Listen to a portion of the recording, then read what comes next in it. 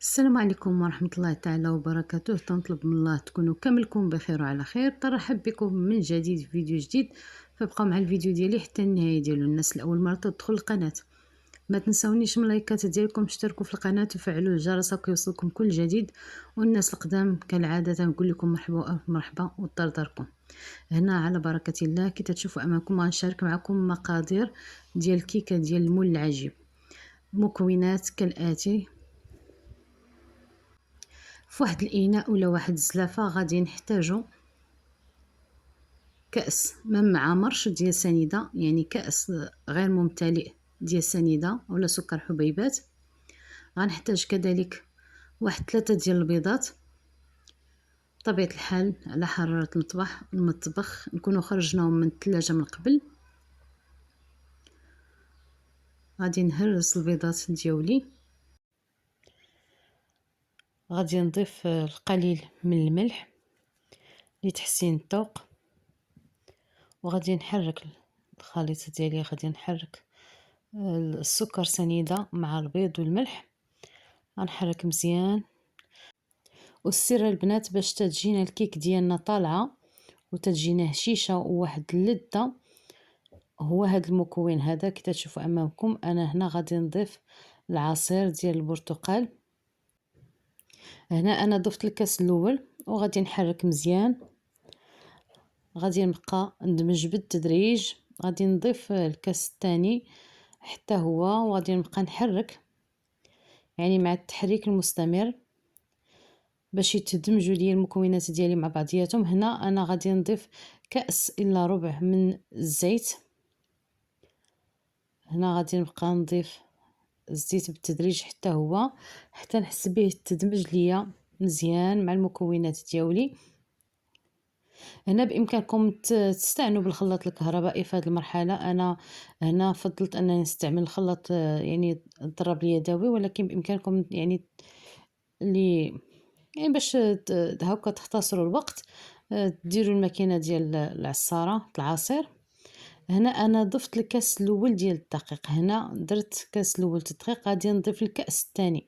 هنا الدقيق بطبيعه الحال دائما القاعده على حسب النوعيه ديال الدقيق واش تيشرب ولا لا. هنا انا غادي نضيف 3 ديال الخمارات. هنا في الكاس الثاني ديال الدقيق انا غادي نضيف 3 ديال الخمارات من حجم 8 غرام كل وحده، يعني ما يعادل 24 غرام. هنا 24 غرام ديال خميره الحلويات. علاش انا درت 3 الخمارات؟ لاننا درنا 3 البيضات وكذلك 2 الكيسان العصير، يعني هنا راه المقادير تقريبا متضاعفه. صافي غادي نبقى ندمج مزيان المكونات ديالي مع الدقيق.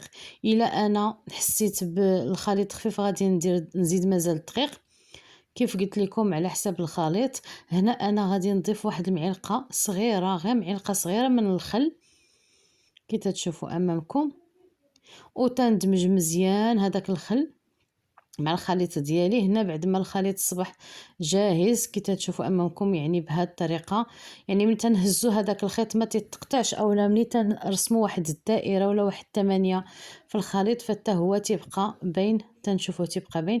هنا انا غادي نجيب واحد السباتيلو، غادي نجمع الجوانب ديال الزلافه ديالي، جوانب ديال الخليط، والمول اللي انا دهنته من قبل بالزبده ودرت فيه الدقيق، يعني ضروري تندهنوه هو الاول.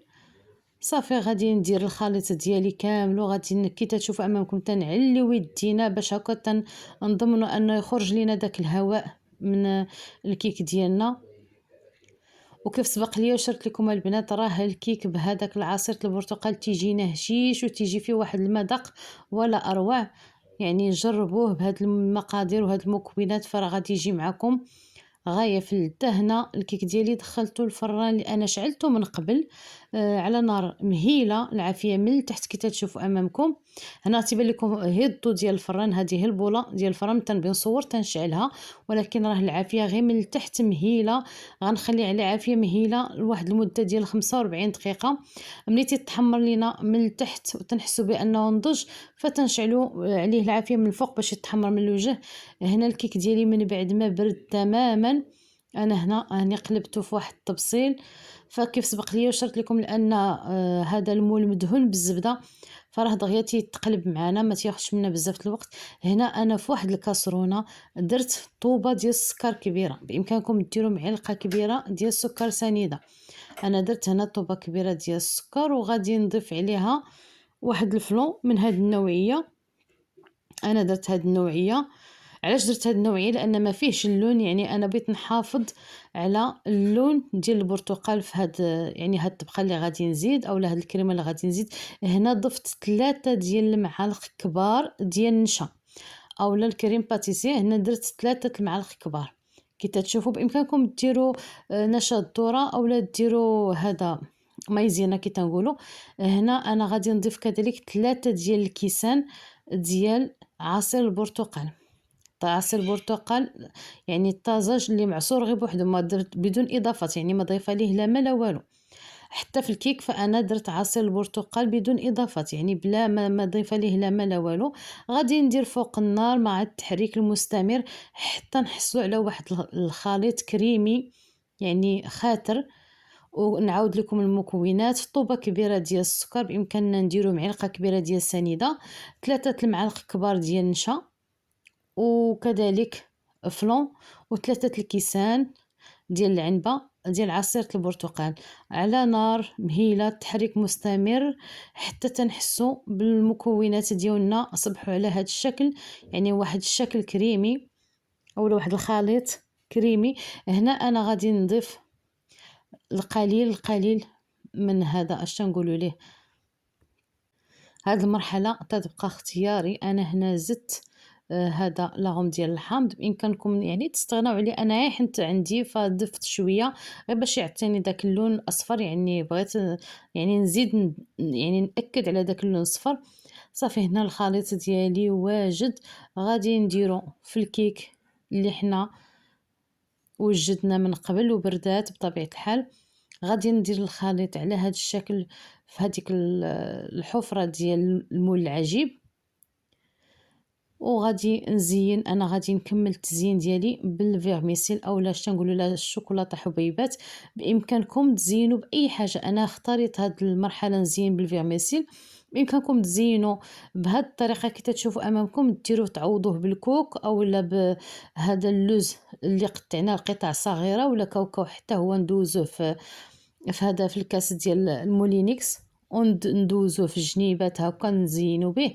انا في هذه المرحله اختاريت انني ندير شوكولات حبيبات، وكيف سبق لي وشرت لكم فتبقى هذه الطريقه اختياريه وبامكانكم تحتفظوا بها. صافي غير ديروا تعمروا يعني هذاك الوسط بالكريمه وصافي وتحبسوا. ولكن انا قلت علاش لا ما نزيدش هذه الاضافه، فهي راه عطات واحد الشكل زوين للكيك ديالي.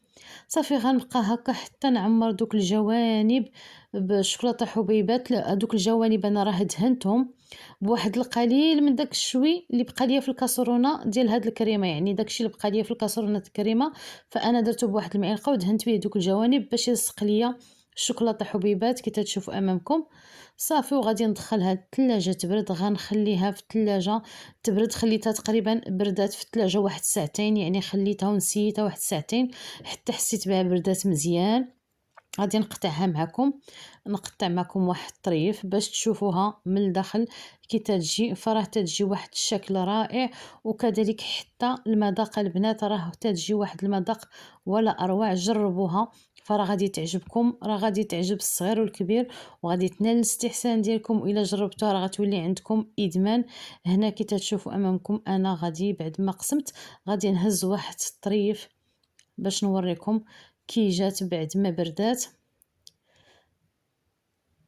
هذاك الوسط اللي تيبان لكم قهوي راه فقط غير ديك الشوكولاته اللي صبغات لينا في هذاك الوسط، يعني متصها يعني مصات الكريمه وعطات هذاك اللون الوسط. فقط راه غير اللون ديال الشوكولاته، وما هي راه الكريمه ديالنا صفراء تعطي داك اللون اصفر وتتجي روعه روعه وتتجي غزاله. لا يعني لا شكلا ولا مذاقا. جربوها غادي تعجبكم ان شاء الله. هانتوما كي تشوفوا حتى الكيك راه تيجي هشيش وتيجي اسفنجي منفوخ، وهذا الحجم يعني حجم عائلي وتصلح حتى يعني للضيوف ديالنا. هانتوما كي تشوفوا تنقطع امامكم، فراه تتجي بهذا الشكل. تنقطع امامكم بالفرشيطه فتتجي في هذا الشكل. انا تنتذوقها معكم، جات لذيذه. هنا الفيديو ديالنا وصل للنهايه ديالو، يا ربي يكون عجبكم ونال الاستحسان ديالكم. خليت لكم الهنا والراحه، والى اللقاء الى فيديو قادم ان شاء الله.